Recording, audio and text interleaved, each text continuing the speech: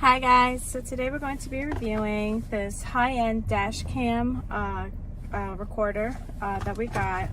It comes with a front camera, and this is the attachments for it, and it also comes with a rear attachment as well.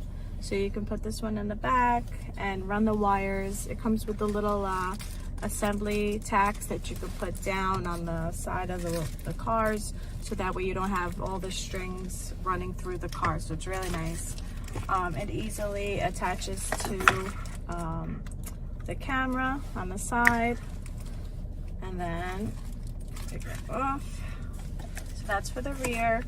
This is for the front. You plug it into the car in the front, and it's simply this way. Clicks on like that, and then you can attach this to your front of the car. So once you have it on, you could turn it on. As you could see, it's really nice quality. It's got nice picture quality. You can record while you're driving. It's good to have. You can turn it off, you can put it on park. There's a lot of different features, so it's really nice. Great quality, very well made. I think it's great. So overall, great product. Bye. Don't worry about it.